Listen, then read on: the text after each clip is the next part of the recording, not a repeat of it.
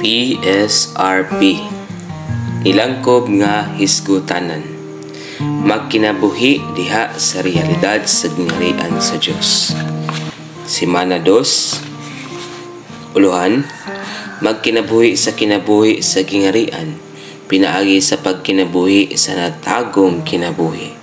Sa nilabay mensahe nakita nato nga ang gingharian sa Dios kinsakpan sa Dios nung kinabuhi ug sa Dios nung kaliwat.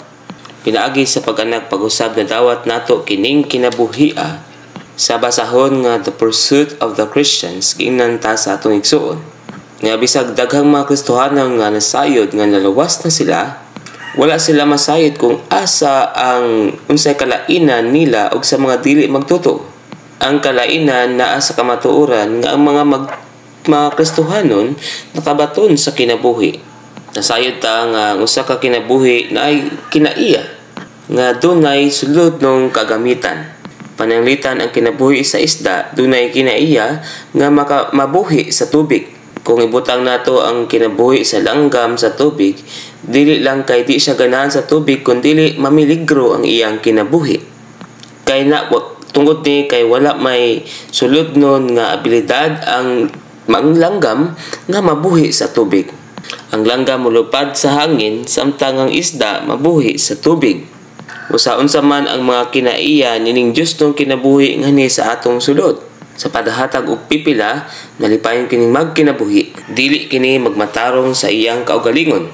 Nagdumili kini sa pagpasundayag. Mao kini ang natagong kinabuhi nga hisgutan nato niining mensahia. Dunay upat ka mga Roman numerals. Ang Roman numeral 1 maong sumbanan sa Ginoo nga nagkinabuhi sa natagong kinabuhi. Ang Roman numeral 2 mao ang prinsipyo sa mga tao sa gingharian nga nagkinabuhi sa natagong kinabuhi sa pagbuhat sa mga butang sa tago. Roman numeral 3 mao ang pagkasayod nato sa Dios nga nagtago sa iyang kaugalingon. Ug ang Roman numeral 4 butang sa pagtawag sa kahiladman ngadto sa kahiladman. Basta makaingon ta nga ang Roman numeral 1 sumbanan, unya ang 2 prinsipyo, ang 3 kay balo, ug ang 4 pagkinabuhi o pagsinati. Roman numeral 1 makaton jud ta sa sumbanan sa Ginoo nga nagkinabuhi sa natagong kinabuhi sa nitunga siya sa bukid nga siya ra aron magampo. Walang pabili ng Ginoo sa resulta sa milagro ban sa mga panon sa katawhan. Ang milagro sa pagpakaon sa 5,000 ka lalaki wala labot sa mga babae o mga bata. Ni pahilayo hinuon siya nila aron makig-uban sa amahan sa pag-ampo nga siya ra didto sa bukid. Gipugos sa Ginoo ang mga tinun-an sa pagbiya kaniya aron dunay siya dako-dako pang panahon nga moampo sa amahan nga siya ra. 2 nakinahanglan siya nga moampo sa iyang amahan nga naa sa mga langit nga siya ra aron mausa siya sa amahan ug makauban niya ang amahan sa bisan unsang buhaton niya sa yuta alang sa pag-establishar sa gingharian sa mga langit. Wala niya kini buhata sa awaaw nga dapit kundili sa bukid. Gibiyaan ang tanang tao bisan ang iyang mga tinun-an aron makakontak siya sa amahan nga siya rang usa. B. Ipakabilin din nato kining tulo ka pamulong aron makig-uban sa amahan sa bukid ug sa pag-ampo. Maayo ang pag-ampo nga may kauban. Apan sagad nga kinahanglan mag-ampo ta nga kita ra. Kon mag-ampo ta nga may kauban, dili sama kalalom nga mapaymusdan nato ang Ginoo sa pag-ampo ta kaniya nga kita ra. 2 Gisultian man ngani ta ni Ginoong Hesus nga kun mag-ampo ta, sirhan gyud nato ang atong pultahan ug tagong mag-ampo sa amahan nga nakakita sa tago. Doon na dayon tay pagbati nga suod kaayo siya nato ug suod taniya. Ug 3 katunan gid nato ang pagbiya sa panon sa katawhan sa atong pamilya, mga higala ug mga balaan sa iglesia aron mosaka sa mas habog nga dapit sa habog nga bukid. Musaka kita sa mas habog nga dapit layo sa panon sa katawhan ug yutan-ong mga butang aron personal ug tagong makig-uban sa amahan ug suod nga makig-ambitay niya. Ay sa live messages ningon nga atong igsuon dining mensahian na ako'y luwan nga ipamulong kining bahina sa praktikal kaayo nga paagi. Sa nilabay mga katuigan, gilabihan gid natong gihatag ag gibugaton ang pagkinabuhi sa hiniusa nga kinabuhi. Naghatag tag dagko kayong kabugaton sa atong panagkatigom. Kinahanglan tang moampo o mubasa sa pulong apan nabalaka ko nga daghan nato labi na mga batan-on sa hiniusa nga pagkinabuhi badong panahon sa pagampo. Naala sila hiniusang pagampo. Maadmitar jud ko nga walay pribadong panahon sa pagampo nga makapuli sa hiniusa nga pagampo. Ang panalangin tabang kinabuhi nga naa sa hiniusang panagkatigom di gyud nimo makita sa bisan asa. Pan kinahanglan hinumduman nato nga sa mga butang kalabot sa kinabuhi naa gyud duha ka aspeto. Sa Kristohanong kinabuhi na tinagsa nga bahin o sa hiniusa nga bahin og walay makapuli sa bisan asa niini. Kinahanglan na agid nining duha og kining duha kinahanglan mabalanse sab. Busa sa atong taliwala duna gyud kakulangon sa butang sa pribado nga panahon aron mo kontak sa Ginoo. Daghan ang wala gani pribado nga kinabuhi nga pagampo. Nabalaka kay kun niini kay butang kini nga makaapekto sa ilang kinabuhi. Kung dili ka direktang muadto sa Ginoo o pribado sa imong kaugalingon, ang imong pagkiglabot sa Ginoo dili gyud ingon niya nga praktikal og mga detalye. Kinahanglan pagpribadong panahon sa Ginoo. Kinahanglan matukod ni ngadto sa at inadlaw nga kinaiya or pagbatasan. Ang labing maayong panahon sa pribado nga panahon sa Ginoo naagyod sa buntag. Ang uban mo bangon sa iyo kaayo apan kinahanglan mo pili gyud tag laing panahon sa adlaw. Bisan pa niana kinahanglan mo gahin gyud tag panahon alang sa Ginoo kada adlaw. Labing minus 30 minutos. Sa laing basahon, contacting the Lord and being filled in spirit and having proper Christian meetings for the accomplishment of God's eternal purpose. Sa ikaduha nga kapitulo ningon ang atong igsuon. Butang kini nga dili doktrina. Kung himuon kini nimo nga doktrina, dili kini makabenepisyo nimo, imbis nga mahimo kining doktrina, kining pulong nga direksyon hinuon nimo aron imong ibansay. Maningkamot gyud ang tanan nga mobansay niini. Kada buntag kinahanglan buhaton gyud nato atong mahimo nga mobangon nga 15 minutos mas sayo pa kaysa sa atong naandan. Magamit nato ning kini nga 15 minutos aron mo gahin og panahon diha sa Ginoo ug aron mo basa sa iyang pulong. Makabasa ta og usa o duha ka mga bersikulo o sa mas gidaghanon pa siyam ka mga bersikulo. Mahimo ta mo basa sa hilom nga pagbasa, sa sinsiro nga kasing-kasing og ampo ang unsay atong nabasa. Makaampo man ganita sa atong nabasa. Unya makagahin din ta og panahon aron magampo sa madaugon nga paagi. Sumala sa sulutong pagbati nato. Kung sundo nato ni nga mga giya, tinuod entang makakontak sa Ginoo nya kay bulungon kayo kay maayo kaayo kung makagahin kitag dako-dako nga panahon. Mogahin kitag labing minus 15 minutos aron mo basa sa iyang pulong ug magampo sa Ginoo sa ingon niini nga paagi. Busa sumbanan ang Ginoo. Naghimo siya mga milagro apan human siya naghimog mga milagro niadto siya sa bukid sa pribado aron magampo. Pila man ka oras ang iyang gigahin sa pagpakaon sa 5,000. Wala magsulti ang Biblia kanato. Apan dili gid na taas-taas. Kay kung taas pan ta to, di mga suko na ta tong mga tao. Apan pila man ka panahon ang iyang gigahin alang sa pagampo. Gigahin niya ang tibuok gabi aron magampo. Mga igsuon kinahanglan tag panahon. Salamat sa Ginoo sa pagbansay sa lagsik ka mga grupo. Kinahanglan tag kanang lagsik ka mga kompanyon or kauban aron makigampo nato. Bisan pa niya na kinahanglan mo tukuron gyud nato ang kinaiya nga mo duol sa Ginoo sa pribado, mo kontak sa Ginoo sa personal nga paagi. Karon maadto ta sa Roman 2. Ang prinsipyo sa katawhan sa gingarian mao nga nagkinabuhi sila sa natagong kinabuhi nga wala magpasundayag sa ilang matarong nga mga binuhatan at ubangan sa mga tao sa mga binuhatan sama sa pagpanglimos, pagampo o pagpuasa. Na napulo ka mga punto dinhi. Ang A to C mo mga prinsipyo sa pagkanaa sa sekreto. Ang resulta niini Mao nga ang unod ug ang kaugalingon mapatay. Ang D ngadto sa G mo'y resulta nga maong pagtubo sa kinabuhi sa himsog nga paagi. Positibo kini, ganti sab kini. Ug ang H ngadto sa J mao ang paagi aron makakinabuhi ta sa ingon ni ana nga kinabuhi.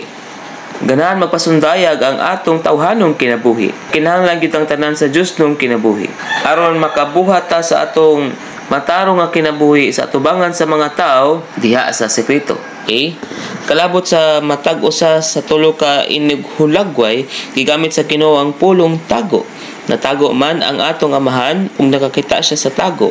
Ang katawhan sa gingarian nga mga anak sa langit ng amahan magkinabuhi gyud diha sa ug magtagad sa tagong presensya sa amahan. B. Ang katawan sa gingarian nga nagkinabuhi sa espiritong nabasiyo o mapaubsanon o nagawi sa kasing-kasing nga putli o usaray tumo nga naa sa langit nung pagbuot sa gingarian, wala pa buhata diha sa unod aron daygon sa mga tao. Buhaton hinuon nila ang tanan diha sa espiritu nga magpahimuot sa langit nun nilang amahan. Ang C. Ang epekto sa tagong pagbuhat sa matarong nga mga binuhatan nato mao nga mamatay ang unod o kaugalingon. Kung dili makapasundayag ang mga tao sa katilingban ug bisan ngani ang nadaot nga kakristyanuhan sa maayong mga binuhatan nila, dili sila mobuhat niini, ganahan gyung himayaon ang kaugalingon o ganahan gyung tan-awon ang unod. Mubuhat kita sa atong matarong nga mga binuhatan diha sa tago. Dayon makakita ang atong langit, ang atong amahan sa tago. Ang atong amahan nga naa sa tago og nakakita sa tago. Og ang D, dili himsog nga motubo ang mga balaang dayag nga nitubo. Nakinahanglan tang tanan og pila ka tagong pagtubo sa kinabuhi. Pila ka tagong kasinatian ni Kristo, tago gyud tang muampo sa Ginoo, musimba, mukontak og makig-ambitay niya. Magampo kita pag-ayo apan dili nato ipahibalo sa uban unsa kadaghan ang pagampo nato. Kung nagampo ta adlaw-adlaw nga wala musulti o magpahibalo ba sa uban bahin niini, nagpasabot ka na nga himsog ta og nagtubo. Og F, kinahanglan doon na gyoy kasinatian ng katawhan sa gingarian nga magampo sa kaugalingon nilang lawak, mukontak sa ilang langit ng amahan sa tago, makasinatig mga sekretong pagpahimulo sa amahan o makadawat og mga sekretong tubag niya. G. Bisan anos nga ipasundayag nato ang atong kaugalingon sa matarong natong binuhatan, dili ta himsog. Makaulang gyud pag-ayo sa pagtubo nato sa kinabuhi kanang pagpasundayaga. H. Ganahan mang magpasundayag ang tawhanon natong kinabuhi apan kanunay tago ang kinabuhi sa Dios. Ang taong maot kana mang dunay makitang pagpadayag nga walay nabatunan sa sulod. Ay dili gid ta makabatasan nga magkinabuhi sa natagong kinabuhi sa tago diha sa natural natong kinabuhi. Mahimo lang kini diha sa Dios tong kinabuhi, sa kinabuhi nga dili ganahang magpasundayag kung seryoso ta nga mahimong mga tao sa gingarian. Kat-unan gyud nato nga magkinabuhi pinaagi sa natagong kinabuhi sa atong amahan. Ug J, nagpakita ang universo nga natago ang Dios, nga sekreto ang Dios.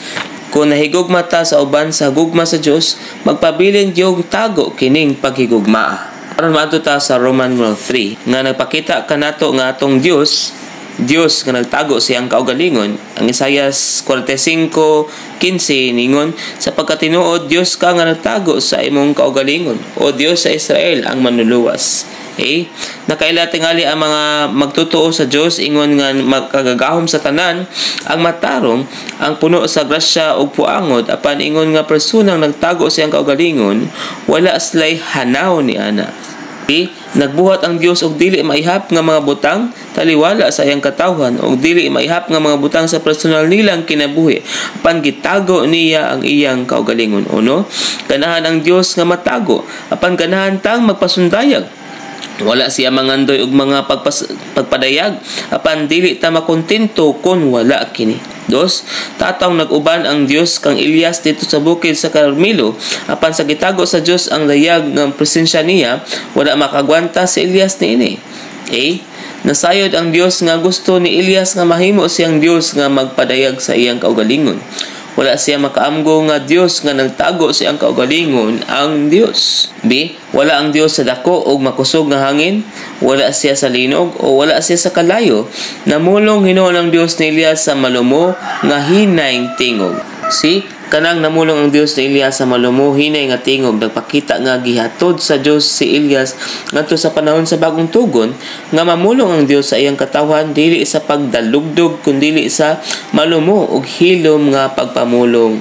Ug ang D. Ningon si Elias sa Dios nga siya na lang ang nahabilin nga matinumanon. Apan malumo kaayong nitubag ang Dios kang Elias sa paingon nga giampingan niya ang 7,000 ka tawo alang sa iyang kaugalingon nga wala muluhod ni Baal. Nagtagad lang si Elias sa sitwasyon nga makita niya apan Dios nga nagtago sa iyang kaugalingon ang Dios. Sikreto nga giampingan niya alang sa iyang kaugalingon ang 7,000 ka mananaog nga wala muluhod ni Baal. Tago kaayo ang iyang pagbuhat nga wala man ngani masayod bahin ini bisan si propeta Elias. Letter C. Gipadayag sa kasulatan nga dunay kinaiya ang Dios nga dili ganahang magpasundayag. Ganahan siyang mobuhat sa tago kaysa dayag. Dunay mga bersikulo nga tutlo din nga nagpakita sa kalainan o mga sanglitanan nga ang Dios nga nagbuhat apan diha sa tago. Tagamo na kong sanglitanan sa Mateo 17:1 ug human sa unom ka adlaw gikuyog ni Hesus si Pedro ug si Santiago ug si Juan nga iyang igsuon ug gikuyog sila pagtunga sa taas nga bukid nga sila ra. Bantay ang pulo nga sila ra. Sila dito sa bukid sa pagkausab aron magunsa man. Aron mausab apan nagdala lang siya og tulo, wala niya dal-atanan. Gidala niya sila sa bukid, habog nga bukid sa sila ra. Ug ang bersikulo 9 nag-ingon ug sa nilugsong na sila sa bukid gisugo sila ni Hesus nga nag-ingon ayaw ipanugilon ang pan-awon ni bisan kinsa kun dili pa mabanhaw ang anak sa tao gikan sa mga minatay. Ay bantayi ang pulong ayaw ipanugilon ang ni bisan kinsa nausab siya. Apan gisultihan niya ang iyang mga tinunan nga ayaw ipanugilon ang pan-awon ni bisan kinsa kun dili pa mabanhaw ang anak sa tao gikan sa mga minatay. Puno nga wala ninyo makita inyong gigugma nga bisan tuod wala ninyo siya makita karon apan kanito nagkalipay mong dako sa kalipay nga dili maasoy ug puno sa himaya. Katingad-an og misteryo nga nahigugma ang mga magtotoo kaniya nga wala nila makita. Dos, sukad nabanhaw ang Ginoo ang uluhanong disiplina alang sa mga magsusunod niya mao gyud ang pagkailan kaniya ingon nga Dios nga nagtago sa iyang kaugalingon. Kung man mabanaw atong Ginoo magpakita siya o niya mawagtang nasad. Ano na siyang naa apan manaa siya niya mawagtang na pud. Kini ang pagkailan niya nga Dios nga nagtago sa iyang kaugalingon. 3. Ang tanang butang sa pamatigayon sa Dios nga si Kristo ang sentro ug universo wala man sa ginsakpang dapit nga makita kundi sa dili makitang kahimtang o ginsakpan sa pagtuo. Busa karon wala ta magkinabuhi sa pinaagi sa panagwan. Nabuhi ta pinaagi sa pagtuo. Karon sa Roman 4, ningon ang Salmo 42:7, mutawag ang kahiladman ngadto sa kahiladman. Dunay ka mga punto din Ang A ngadto sa C mao ang kinabuhi sa kahiladman. Mao ang kinabuhi nga dunay gamot. D ngadto sa F mao ang mga kasinatian sa kinabuhi sa kahiladman. Makita nato ni sa kasinatian ni Pablo, Ezekias sa negatibo nga paagi, mga gamot sama sa kahoy sa Libanon, usa ka sarado nga tanaman. Lalom nga makatubag ang uban ni ana arang nilugwa sa kailadman nato. Bisan unsang dili gikan sa kailadman, dili gyud makatugkad sa kailadman sa uban. Pansayon gyud nato ni labi na sa atong pagpropesiya. Matag adlaw sa Ginoo. Sa mo propesiya ta kinahanglan naatay kailadman nga motawag ngadto sa kailadman sa uban. Kay kung dili ta makatandog sa uban tao. B. Ang kinabuhi sa gingarian kinabuhi man sa mga kailadman, kinabuhi nga mogamot paingon sa ubos ug bamunga paingon sa itaas. C. Kay gitanom naman ta diha ni Kristo nga realidad sa maayong yuta. Mugugol gyud tag panahon nga musuyop niya. Labi na gyud sa mga panahon nato uban niya sa buntag. Karon unsa man ang mga gamot? Uno, ang mga gamot mao ang natagong kinabuhi, samtang ang mga dahon mao ang napadayag nga kinabuhi. Ang problema sa daghang Kristohanon mao nga samtang daghan kaayo sila dayag nga kinabuhi, jutay ra kaayo ang sikretong kinabuhi.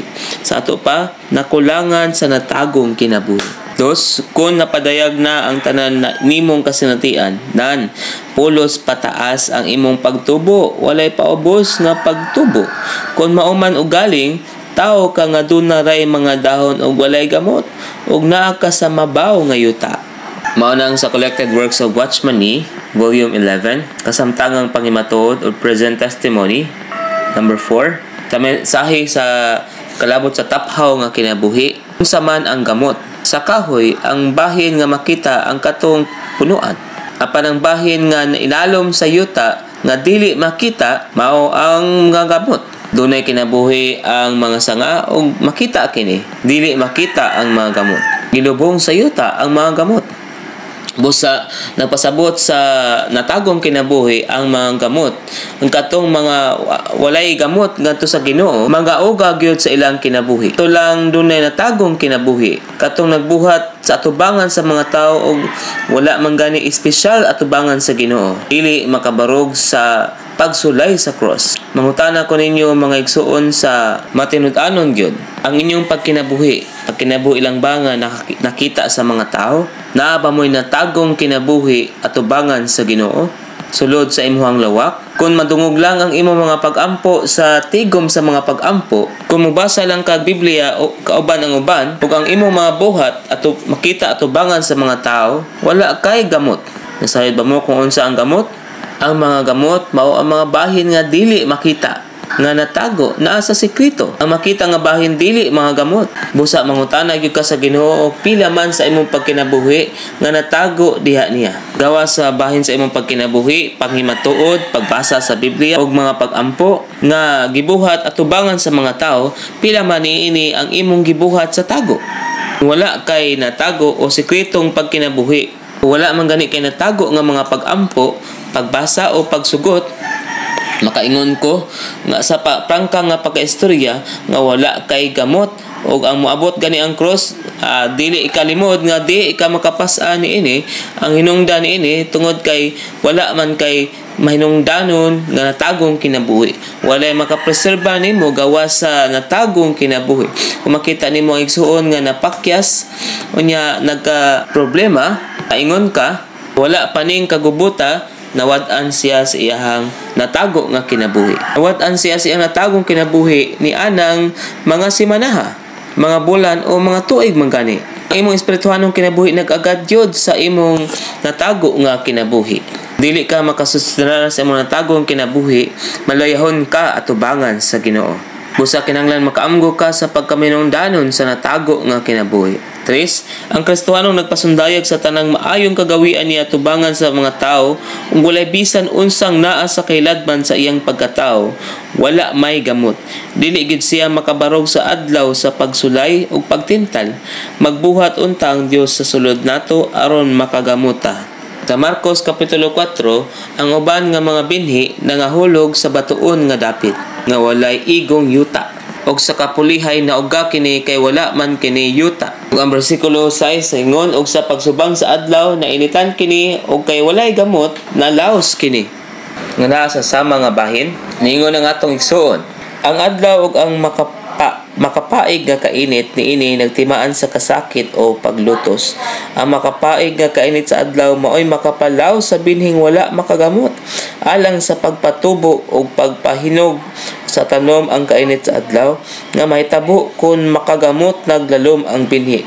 Apan tungod sa kakulang o gamot sa binhi, ang kainit sa adlaw nga makapatubo o makapahinog unta, makapatay hinuon niini. Nagkinahanglan taglalom nga kasinatian ni Kristo sama ni Apostol Pablo.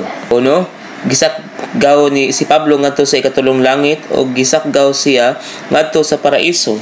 Apan 14 ka tuig nga wala gyud isugilo ni Pablo ang iyang kasinatian, lalom nga nakapagamot sa yuta ang mga gamot ni Pablo. 2. Kung buotang mubuhat sa buhat ni Pablo, naan batunan gyud nato ang gamot niya. Kung buotang maato ang dayag nga paggawi ni Pablo, batunan gyud nato ang kinabuhi niya sa sulod. Kung buotang makabaton sa napadayag nga gahom ni Pablo, nan batunan gyud nato ang natagong kasinatian niya.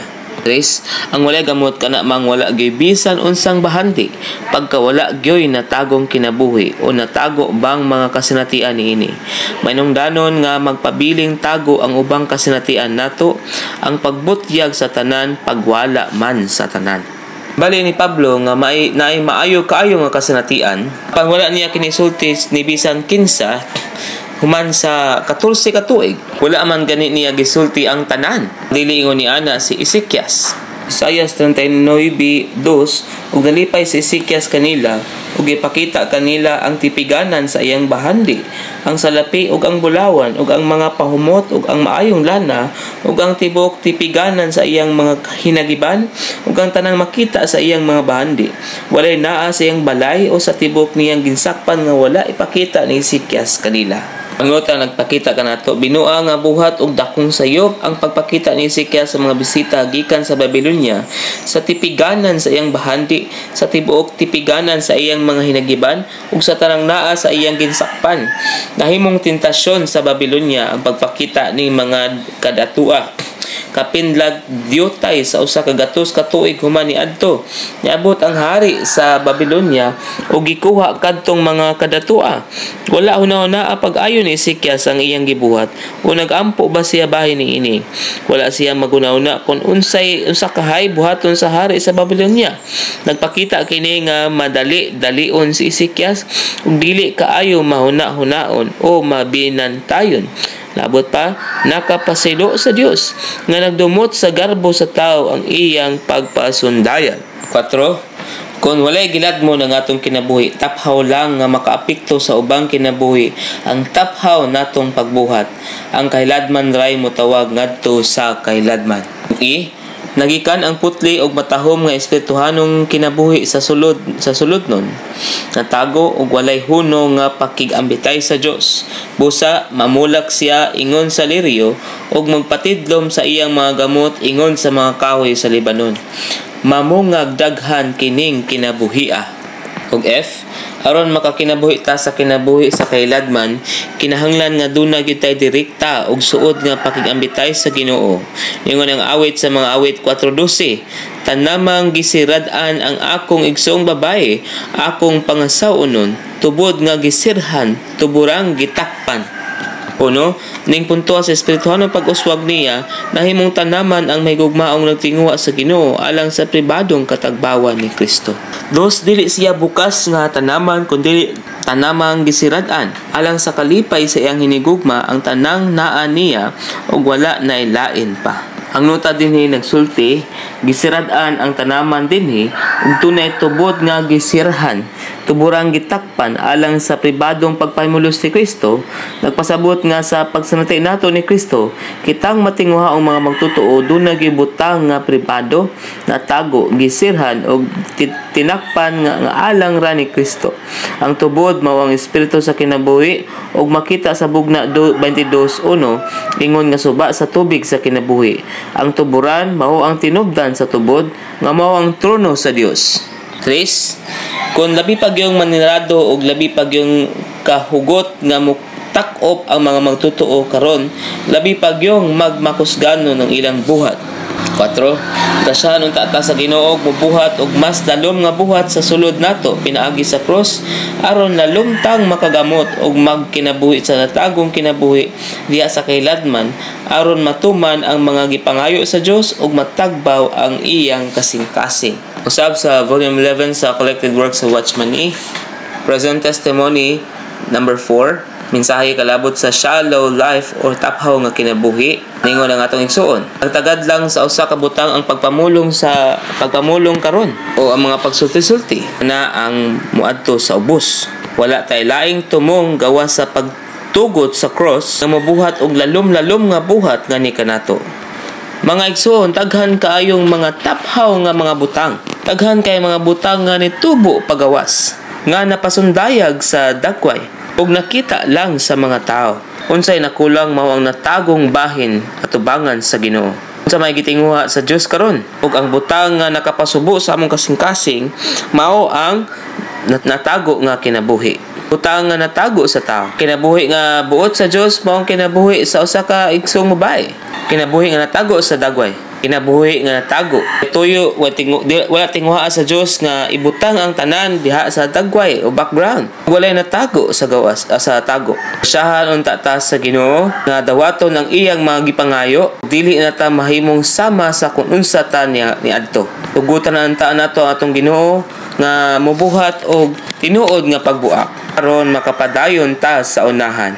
Taluy-an unta ta sa Ginoo aron makakinabuhi ta sa natago nga kinabuhi, aron makakinabuhi ta sa realidad sa gingarian. Apan unsaon man nato ni pagpansay sa kapitulo 2 sa basahon nga pagkontak sa Ginoo or contacting the Lord, mapuno sa espiritu og naay Kristohanon nga mga panagkatigom or being filled with the Spirit and having Christian meetings alang sa katumanan sa walay katapusang tuyo sa Dios. Ningon ang atong igsuon sa ubang mga dapit nga akong gibisita, hangyo nako ang mga igsuon nga mopirma sa ilang mga ngalan sa usa ka papel nga ni saad nga mugahin sila 15 ka minutos atubangan sa Dios sa Ginoo sa buntag.